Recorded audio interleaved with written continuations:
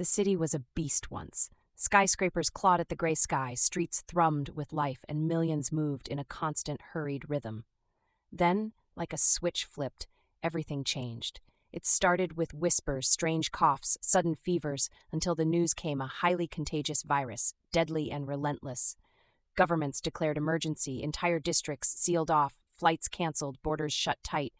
The world's largest cities emptied overnight, their populations evacuated into sprawling makeshift quarantine camps, on the outskirts barbed wire fences, watchtowers, armed guards.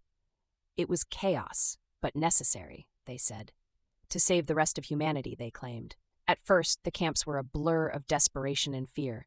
Families huddled in rows of tents, medical tents filled with the dying and the dead. Authorities promised hope vaccines, treatments, a swift return to normal. But as weeks turned into months, something strange began to happen. People started vanishing, not from the camp records, not from the surveillance footage, just gone. Their tents abandoned overnight, belongings left behind, no signs of struggle. No one knew where they went, no one remembered them leaving. The camp's officials dismissed it as illness-related deaths, but whispers grew. Some said the virus was mutating, some said the authorities were hiding something. Meanwhile, back in the cities, those once bustling metropolises, life seemed to reset. Streets were repaved, buildings repainted, parks replanted. New citizens appeared, cheerful and oblivious, as if the old world had simply disappeared. No one remembered the people who had lived there before. The old residents, the families, the workers erased from collective memory. Every day, more strangers moved into the vacated apartments, took over shops, filled schools.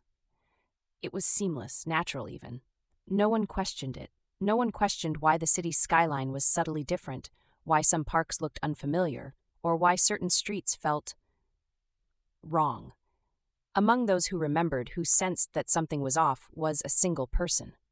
A survivor from the camp named Ethan. He was the only one who had managed to escape the quarantine zone, an impossibility, they said.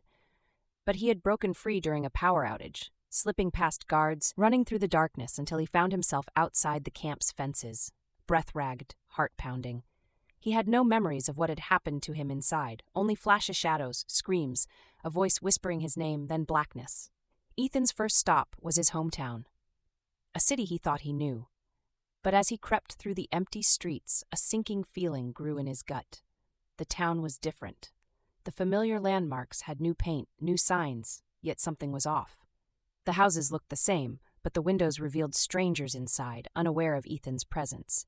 His childhood home loomed ahead. He pushed open the door, expecting to find his family or at least something familiar. Instead, he stepped inside and froze. The living room was pristine but empty. Dust motes floated in the stale air. Then he saw her, the woman in the mirror, standing behind him. Ethan spun around, heart pounding. A stranger stared back, eyes cold and empty, wearing his face.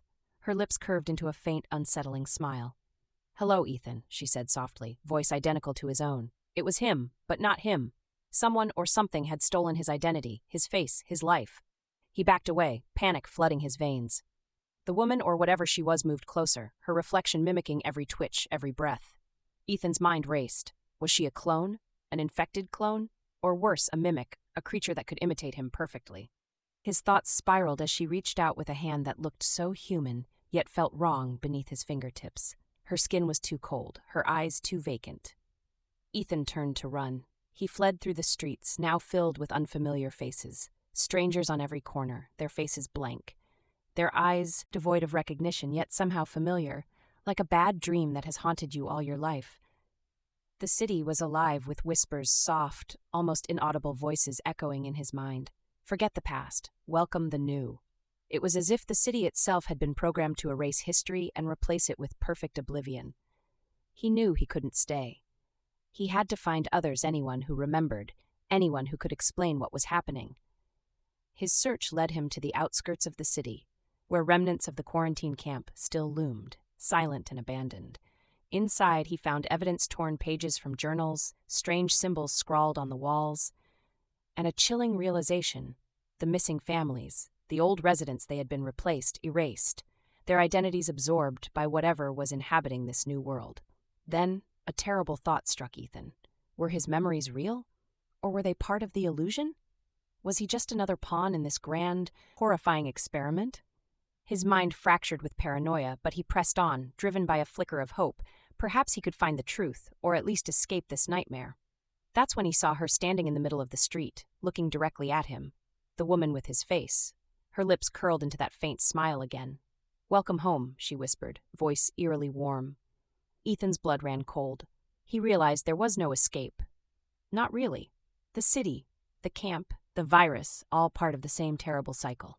They had replaced everything, everyone. And now he was trapped in a nightmare where the past no longer existed, only echoes and faces that weren't his own. Ethan's scream echoed into the emptiness, swallowed by the silent watching city. His reflection stared back from every window, every puddle, each one wearing his face, each one whispering, "Welcome home."